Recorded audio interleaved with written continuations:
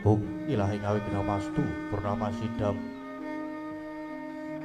ngawi kina mastu silat meringguang jagat karono siran tondo kawe sisaning bisono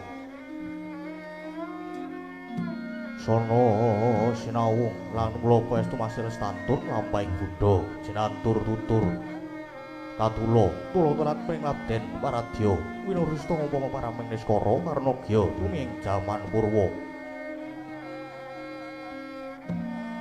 Wini Sudatra ingkang dinamada Mopinardi tameng lalata mangga tekap wasanane Gupita talun renggeng pralambang matumpa-tumpa marma panggeng panggung sang Murengkata.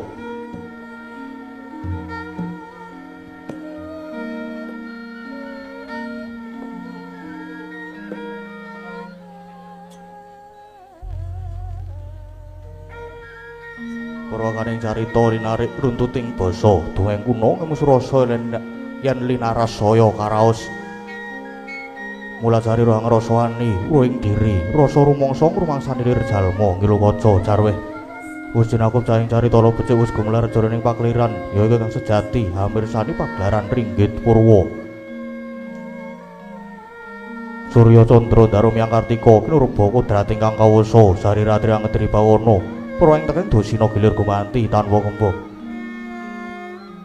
Teman dadi wetanganing dina sasi warsi windu kang sarta abad.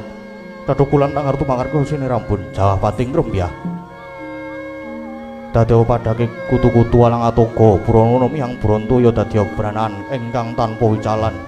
Janma manungsa tinitah priya wanita spontha-pontho anut golonganing bangsa dewi-dewi.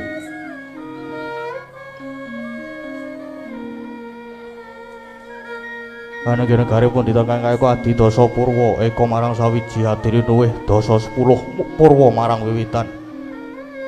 Senadyan kathah titahing doa ingkang sinangga ing Pratiwi kinasanganing akasa kinapiting samudra Raja Samyanggana raras nanging datan kadya ingkang girupe ing dalu samangke. Saekti menika wonten Desa Banjardawa papane miring Winaradin marga-marga manghayat minggah tepine pinager urus luntas kalayan lamtara. Saben wisma pinager banon wiwaraning gapura winangun pura binelah ing tengah sinaratan sesanti beneka tunggal ika. Ananging punika pernaing padukuan pringapus ingkang mlebeting wewengkon Kalurahan Karangkadempel sakti desa ing Pringapus bumi ingkang subur satengah tetuan ingkang tinandur kawuryan dados subur.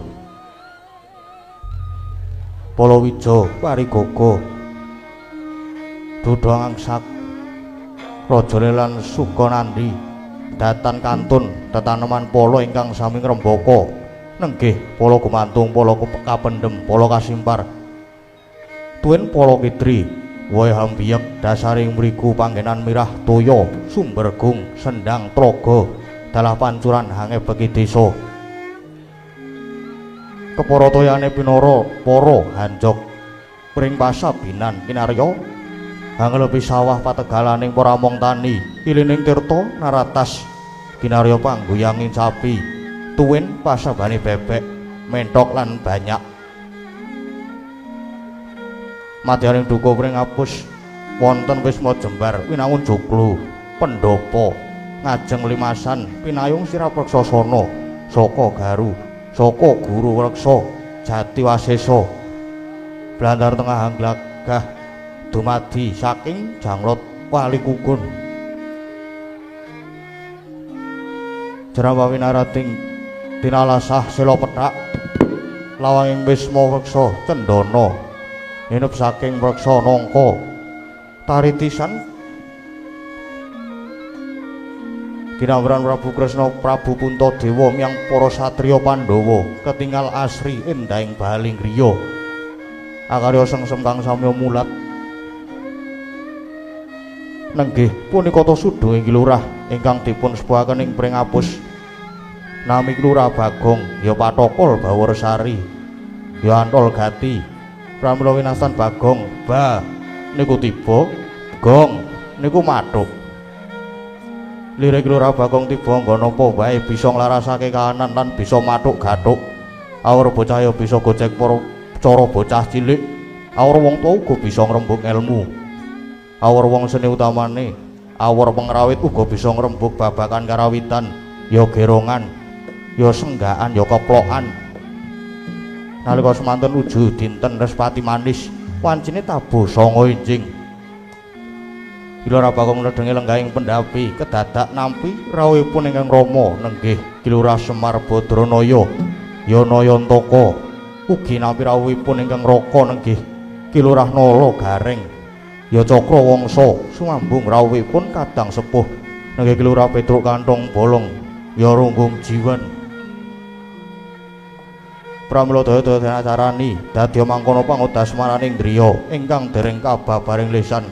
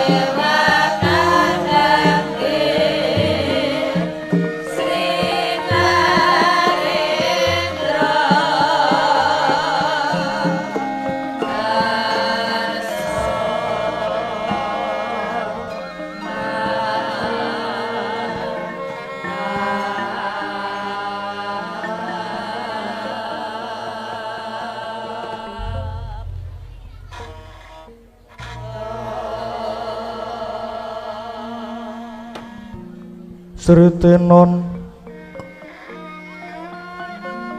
neng pasewakan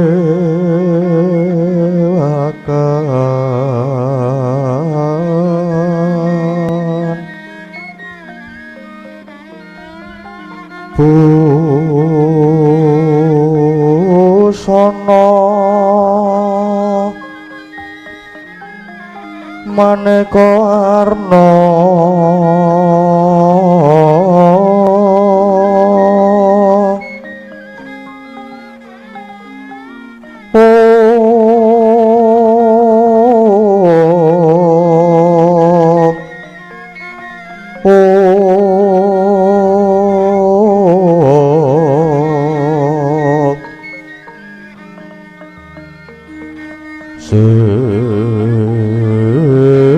Pak Puswiteng Udana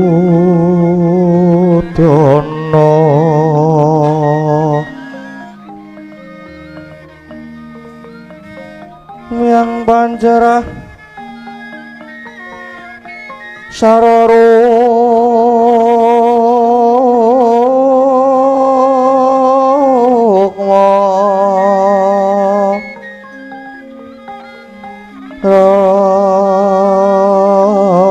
ranggeng Manenarata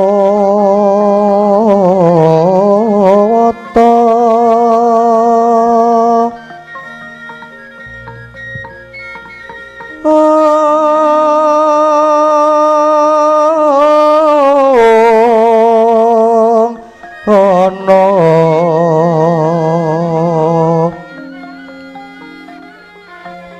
Obro Prabanyo kang sumirat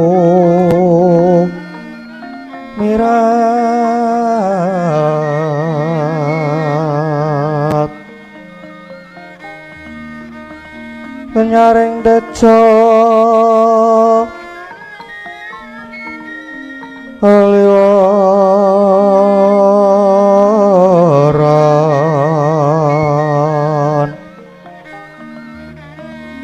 lereki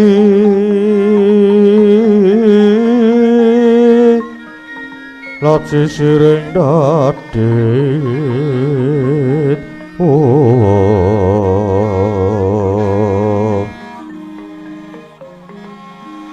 wimbo kakandamre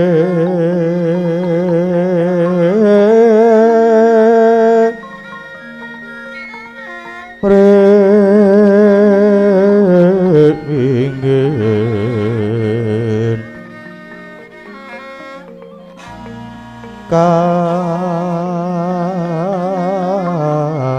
katiuping samirana mandra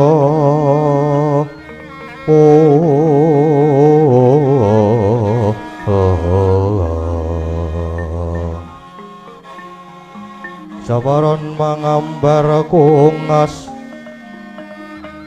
ngepeki madyaning pasewakan tandya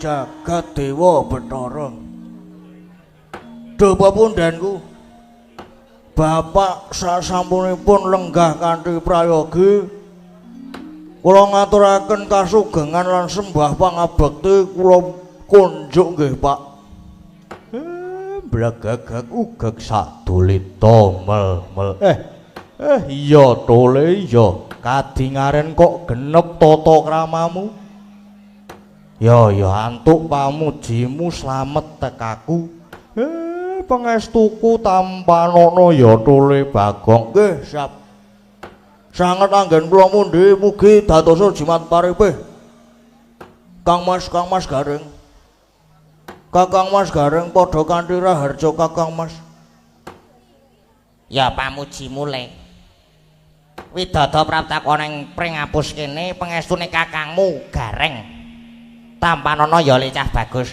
Tak pundi. Dadi jimat semono uga Kakak Petruk kuwi. Slamet to? Heeh, Gong, slamet. Wilujeng teka kono ngomahmu kene, pangestuku wae tumrapu marang Si Adi. Ha iya. Tak pundi. Bapak Kang Gareng, Kang Petruk. Matur nuwun saestu nggih, Pak. Dene Bapak pun kersa rawuh minangkani napa sing dadi panyuwun kula. Iya, Bagong, iya. Lah jane ana apa? Kok sajak wigati banget?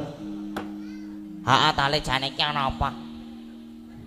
Iki bapak lan kakang-kakangmu tok rawuhe ana kene iki jane ana wigati apa? Kok sajak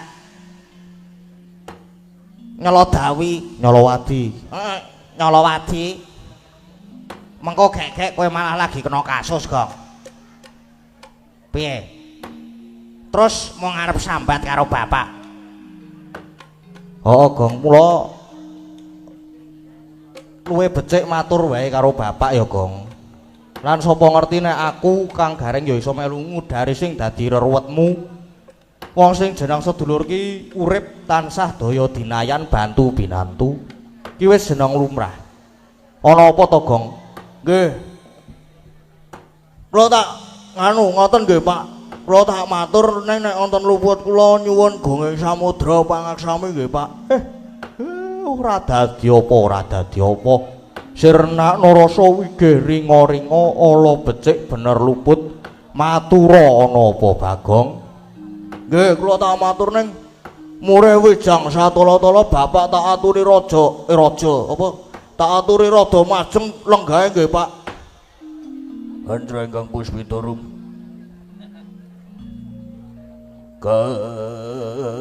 Kasiliring samira nomrek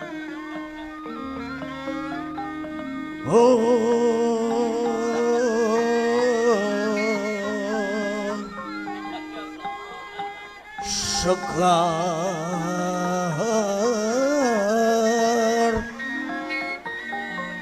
gadrung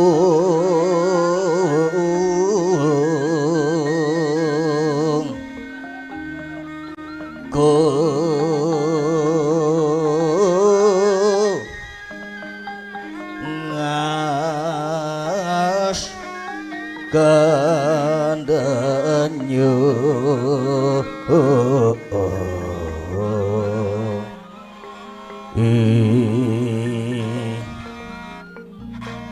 maweh raras retnane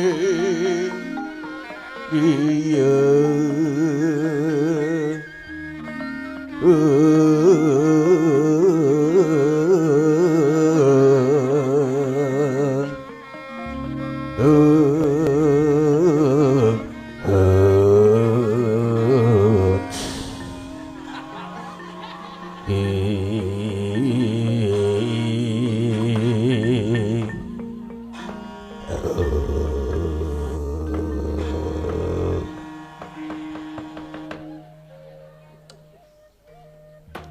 Ngoten nggih, Pak. Kula niku jane duwe gegayuhan ning gegayuhan kula niki tangih lamun kelakone. Yen boten dipangestoni lan disengguyung kalih Bapak Kang Gareng lan Kang Petruk. Monggo nadyan ala dikaya ngapa Bagong niki ten mriki ya dituwake. Didadekke kepala dusun utawa dukuh. Iya. Bagong ning Pringapus kene didadekke dukuh terus. Nah, ceritane wingi niku warga bardo kumpulan barapat. Lah sing dibahas sing nomor 1 dusun kula nggih ing Pringapus mriki rening pun sawetawis dangu mboten ngadani merti dusun utawi merti tirta sendang utawi sedekah bumi. Lah taun niki para warga pun sami sepakat badhe ngadani malih merti dusun. Margi ngaten, Pak. Sing kula rasake lho niki. Dusun kula niki janjane bumi ingkang subur. Bumi ingkang loh jinawi lan ya merga lemah ingkang subur niku temah ndayani para kawula uripe sarwa kepenak. Iya, iya. Adoh saka kasangsaran angin, Pak. Kenging napa kok saniki malah tiba kosok balene? Desa Pringapus sing waune tentrem saiki malah dadi tintrim.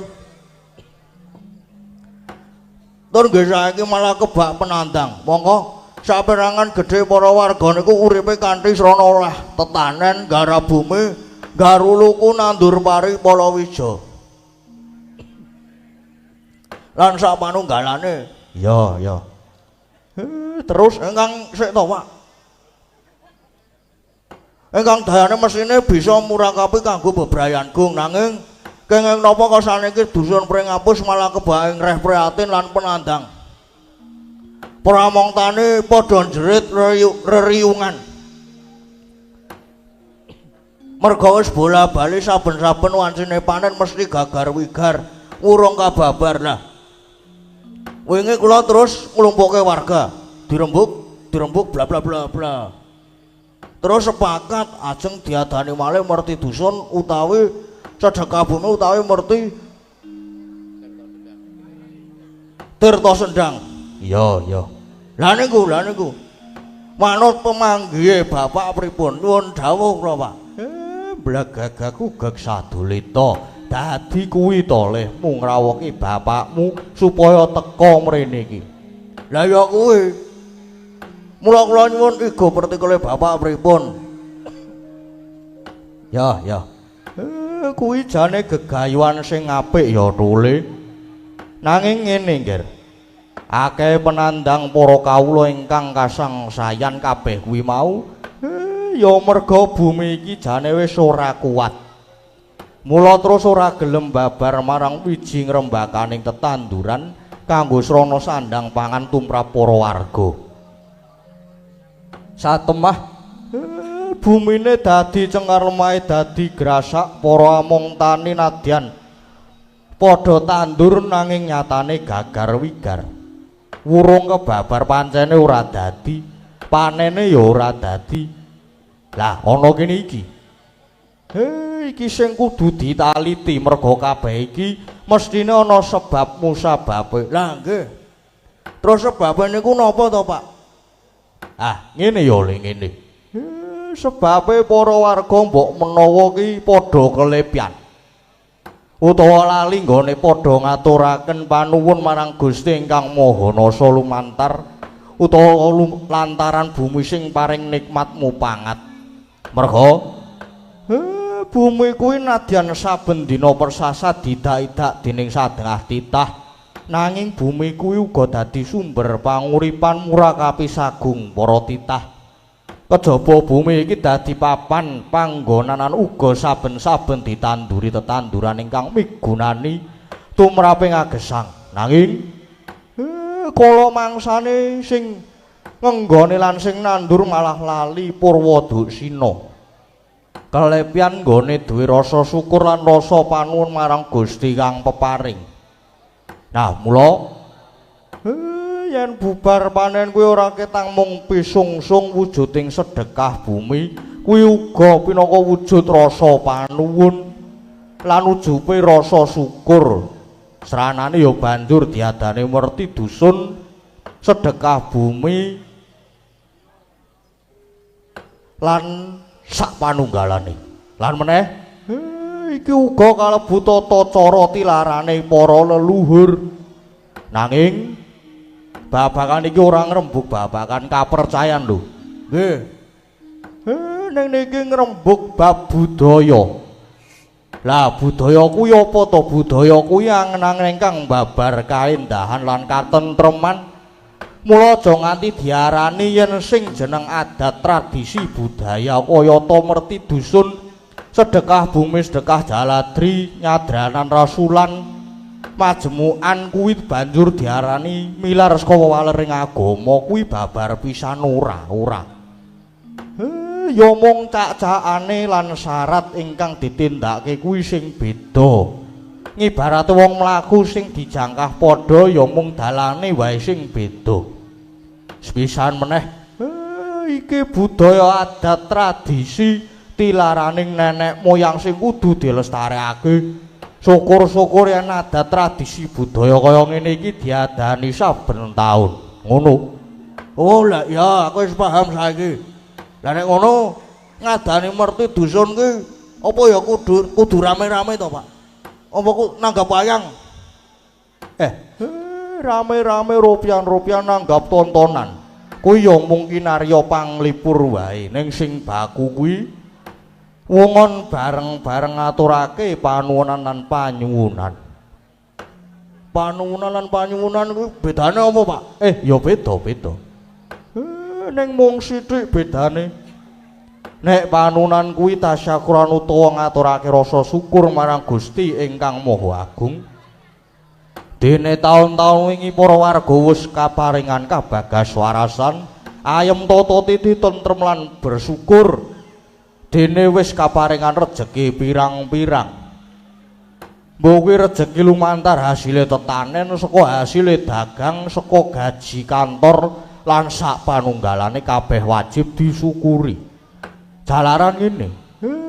Wong nek diparingi kok terus ngaturke panuwun kuwi rasane ya terus sumeplong. Lega. Dadi daran ya daran sing halal tur enak. Enake piye? Eco. Ya. Dadi sandangan ya ageman sing resik tur pantes diagem. Dadi kabeh ben berkah. Nek panyuwunan para warga bareng-bareng nyuwun ana ngersane Gusti Kang Maha Agung supaya taun sing lumaku iki kabeh warga pinaringan kabagas warasan rancak lancar nggone padha makarya uluwetu ya saya tuwuh matikel-tikel desane uga tansah pinaringan ayem tata titi tentrem gemah ripah loh jinawi ngono. Ning ya apik wae nek terus rame-rame nanggap kesenian utawa wayangan utawa jadilan utawa kesenian-kesenian dinggo hiburan. Iya. Ya aku ngaturke gongeng panuwun ya Pak matur nuwun. Saiki aku wis paham aku. Nek ngono sesuk tetep diadani merti dusun tetep wayangan. Warga sesuk takon iuran, aku sesuk merangkap dadi bendaharane. Lah saniki sing angka 2. Kejaba pengen ngadani merti dusun neng aku sing dituake ning desa iki malah sisan gawe Bagong kepengin bangun desa. Kejaba kepengin bangun wewangunan-wewangunan kaya ta papan panembah, papan pawiyatan, papan kasarasan, papan olahraga, papan olah budaya. Neng Bagong ya kepengin bangun mental. Tegese Bagong kepengin dandan-dandan kahananing jagat. Kepengin maluya jagat. Kepengin nyelametake budayaning watak nista. Ambek candolan niku nek perlu aku ya arep ngrawuhke para penggede-penggede, para pangarsa kaya ta Sinuwun Puntadewa, Sinuwun Kresna, para Pandhawa lan Nayaka wakil rakyat. Wela kok terus keduren, Gong? Pangangkahmu kok terus keduren, kok arep ngrawuhke para pangarsa pamrihmu ya apa? Pamrihe ben para pangarsa ku ya ben cerak karo para kawula. Merga pemimpin sing apik ki pemimpin sing gelem tur keba utawa turba. Turba ki apa? Turun ke bawah. Tur iki ya pinangka tandha manunggaling kawula kelawan Gusti. Para pangembating praja ya tansah migateki kawulane. Tegese sing nang dhuwur ya ngerti sing nang ngisor ya padha mestuti dawuhe. Lho nek sing nang ngisor karo sing nang dhuwur ki sarasa padha penake to rakan. Iya. Lan sing penting ki sing padha duwe penguasa ki aja terus do semenang-menang, merga penguasa kuwi ora dienggo nguasane, neng panguwasa kuwi dienggo ngayomi. Wis to. Yen antaraning pangarsa lan kawula kuwi padha manunggal, negara bakale dadi kuat lan sentosa. Ngono. Oh iya ya, apik-apik kowe Gong apik. Lah ning mung sak Bagong wae kok mung derajatmu kok arep nyelingke para pangarsa ki. Apa ora tembunge nyangklak lancang to, Gong? Lah terus karepmu piye karepmu? Wong cilik terus ora oleh nyuwara, wong cilik terus arep dibungkem. Wis bani aku pancen arep ngelingke kok. Nang aku tak ngombe sik ya. Lara itu aku. Oh ya ora apa-apa, Gong. Ket mau tak watuk to kowe, Gong. Heeh, lara tenan. Sik kok sik ya. Kok sik ya do dienteni ya. Iya, iya. Iki cara dolanan ki nas. Jika mandek sik. Iya. Sik ya Pak, mandek sik ya Pak. Heeh, iya boleh Bagong iya. Ora sida lah. Kosek wae. Nah aku pancen sing arep ngelingke kuwi mau lho. Lah saiki piye to? Ketoke mono ki negara sing agung. Dasare ayam tur ya ayam. Neng nek di glecah diteliti jebul negara sing saiki sorot ngewunge wis ketok layu sebab apa? Anane sing neng dhuwur mung padha rame-rame, sing neng tengah mung padha regejekan golek benere dhewe, sing neng ngisor mung ngenteni besok kapan padange. Mongko wong ngisor ki wong cilik wis padha bosen saben-saben mung disuguhi wong padu, saben-saben do debat munine mesti bela wong cilik ning nyatane ya endi? Nyatane iki nggon ngendi? Nyatane sing nang ngisor ya ajeg padha megap-megap. Gumun tenan lho aku jane iki gumun. Nganti jagat iki persasat melu nangis merga ya saka pakartine menungsa sing lali Purwoduksina kuwi mau. Tak rasa-rasa saiki kasusitan wis amis, rasa kabangsan wis tipis, rasa katresnan marang sepadha-padha wis kinikis. Rasa kawicaksanan ya wis kalis. Malake para narapraja kumbar janji nanging mung lamis apa kuwi jenenge lamis. Apa meneh bab pernatan. Pernatane negara iki saiki ya wis remuk rempu luwe-luwe babagan hukum. Pernatane hukum ya wis ora jejeg meneh. Ucape para pengarep ora kena. Digugu karepe mung do nuruti nepsu. Mula ora ragu-ragu ora mangu-mangu nginger pernatan sing baku nerak hukum sing laras kok kautamaning laku. Pamrih supaya padha uripmu bramubru. Mula padha kendel. Nyolong bandane negara dianggep ora saru. Yen dielingke malah mung do ngejak padu. Terus tutuke petucak-petucu kae. Mangan duwite negara wetenge nganti mlentu.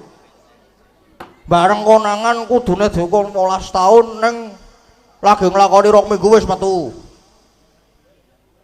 Merga tutuke jeksa negara, terkadang ana sing gelem dituku duit miliaran lho iki lho. Mula ya wis lumrah yen saiki ngendi-endi akeh wong unjuk rasa. Lah mula apa ya salah? Apa ya salahne aku nadyan wong cilik kepengin ngelingake. Nyatane saiki akeh para nayakaning praja sing mung do mikirke kebutuhaning pribadi. Banjur lirwa ing sesanggeman ora nggateke wong cilik. Nek sing dipikir wong uripe dhewe pribadine dhewe. Nyatane wae saiki gajine piye? Gedhe gajine. Mongko wong cilik malat-malat. Bagong.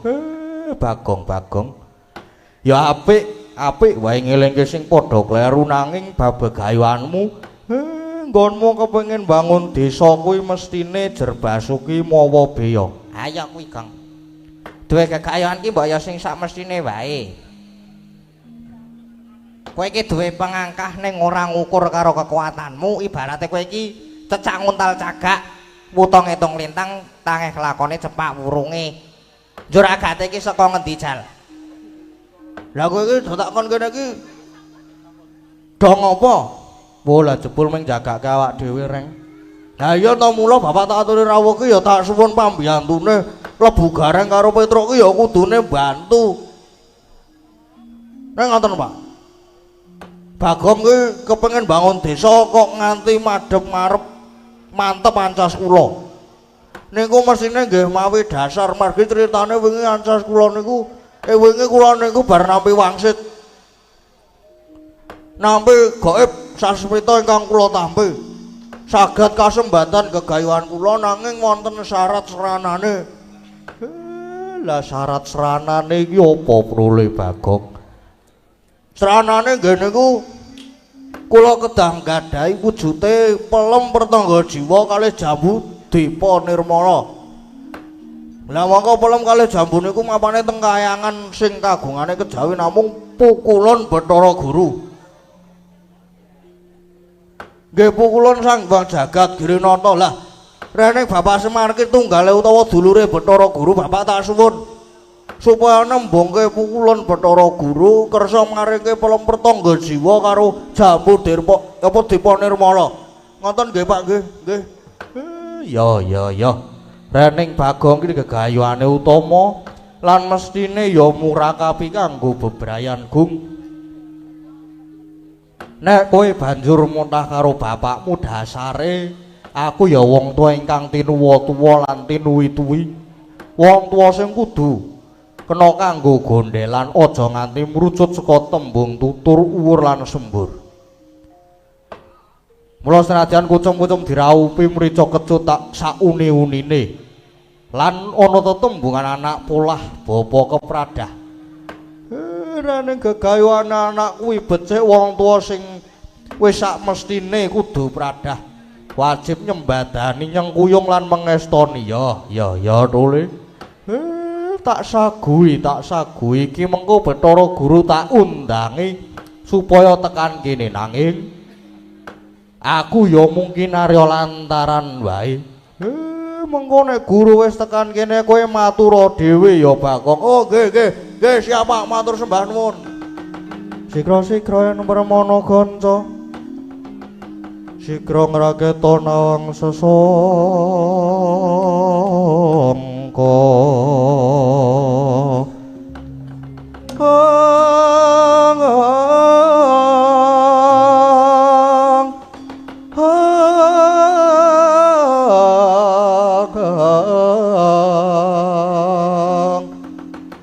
Trombok maro sing sangkat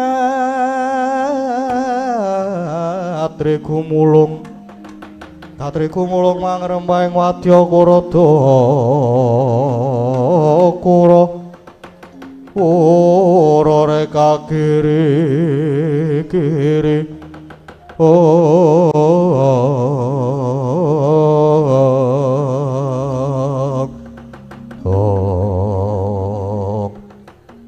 Ki Lurah Semar lamun wis ndumuk marang Kunjungira Yektana wigati Dewitanipun Raden ingkang putra Bagong sigra matek aji pameling nimbali dhateng ingkang raying kayangan Suralaya dadak sakala cumorat saking dirgantara nenggih menika Sang Hyang Jagat Girinata humyang marca padha mrepeki unggahaning Ki Lurah Bagong akarya kaget kadara wekasan.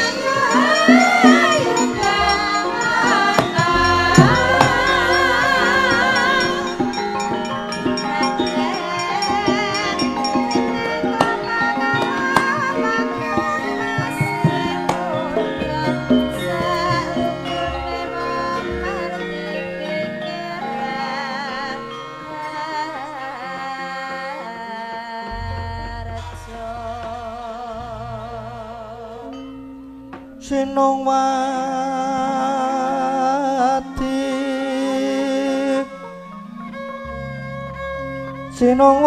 jagat kinari hamu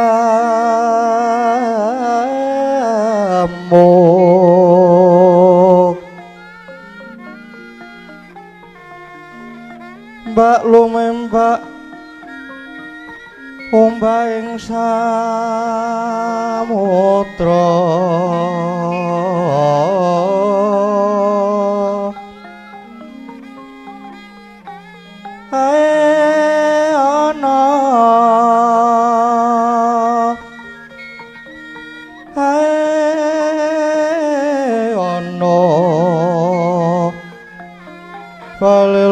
tambak kanggeng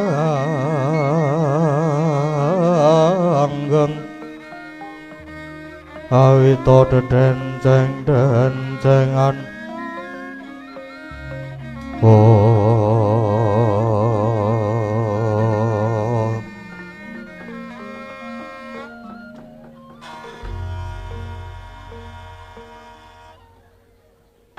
Pak, piye?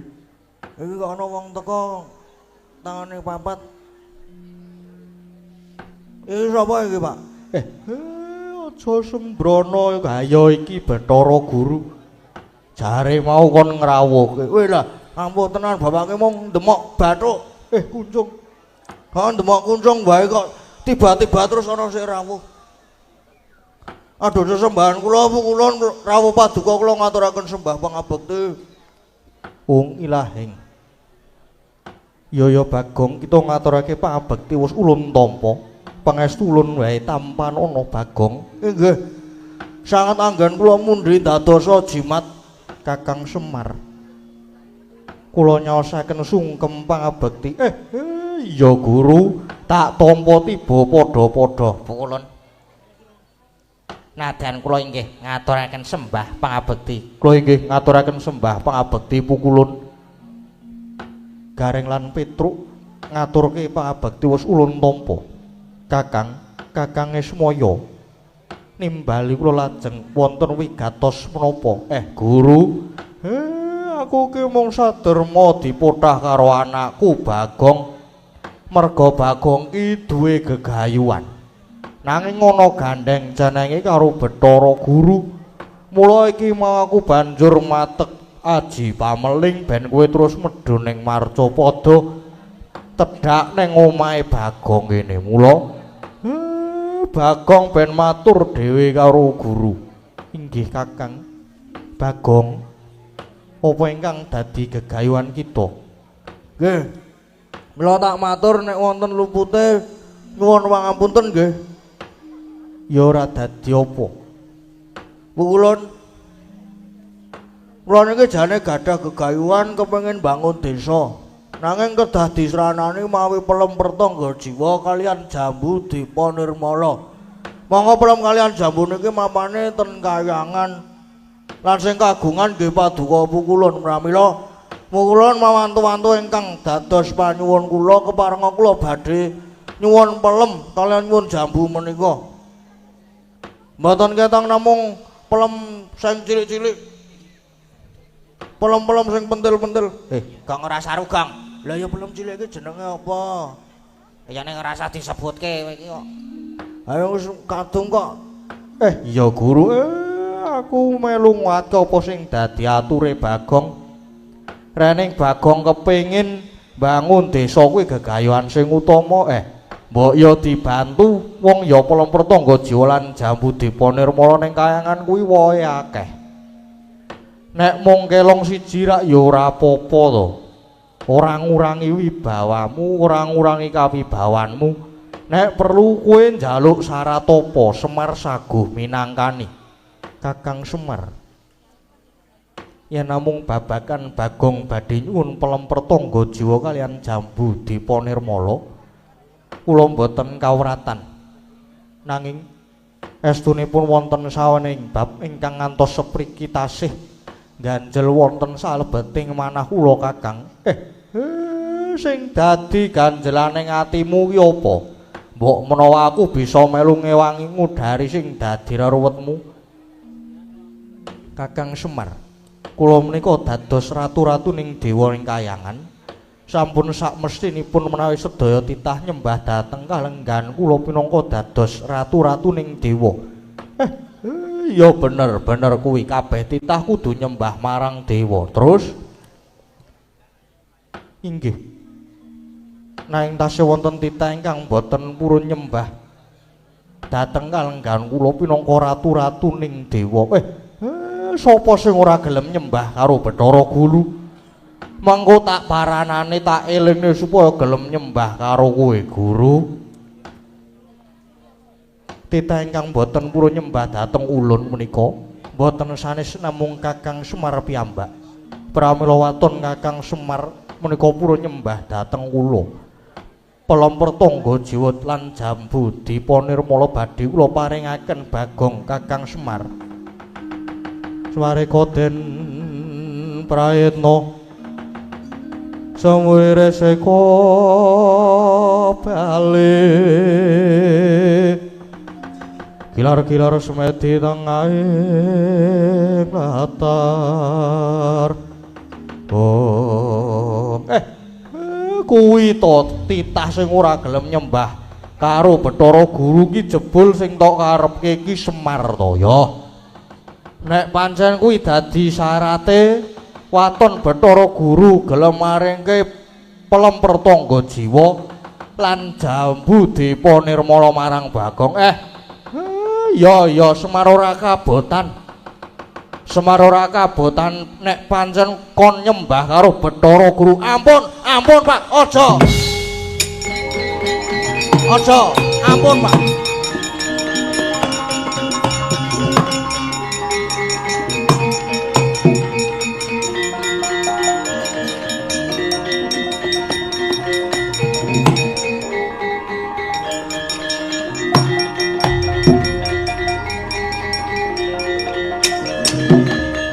Monggo dhisik, Pak. Kepeksa aku sing mangsuli iki, Pak. Kowe arep ngopo, Bagong? Gong, ora macem-macem lho, Gong. Dek malah wani ngadeg malang kadhak Kaya ngono wis ben. Bapake wong tuaku sing wis ngukir jiwa ragaku.